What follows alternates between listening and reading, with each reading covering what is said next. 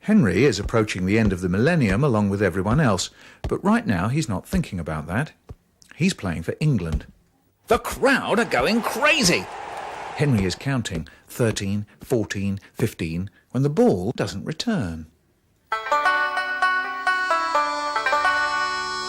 Henry has this inexplicable link between football and love.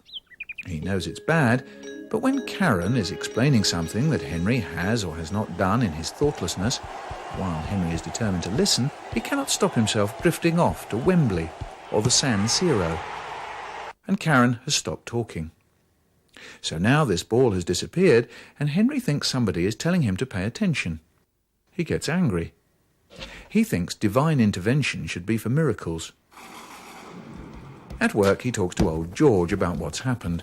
George says, "You know, I once prayed to God that he would let my wife-to-be sleep with me. And that very night she did." Henry says, "Wow, you must be very religious." George says, "No, I kind of forgot about it." George's wife does not appear in this story. George says, "You know, it'll probably turn up somewhere by accident. That's what it's like."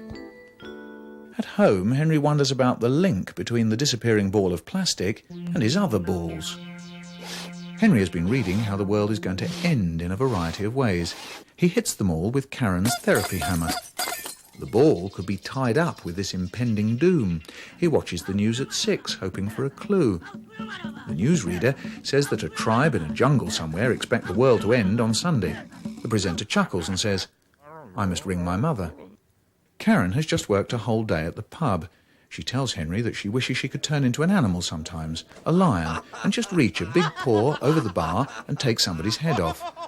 Henry suggests that if he could stop time whenever he wanted, he could be rich and beat up all sorts of people. Karen has heard this before. She recounts her day as Henry turns past Franco Baresi and into the area. Karen hasn't told Henry that sometimes she feels like taking his head off. She doesn't need a lion's paw because she only has to walk to the kitchen. She too is dreaming of better times. She's remembering each day instead of living it. And Henry says, "You know, the weirdest thing happened this morning." Karen says, "That's nice, Henry." He gets up out of his seat and he's explaining to Karen helpfully. I was just here with the ball." Karen says, "In the living room?" Henry says, "Being very careful, and I was just exercising, and I hit it above my head, and it never came down." Karen says, "What is it with you?" And Henry doesn't understand the question, so he says, "I don't know.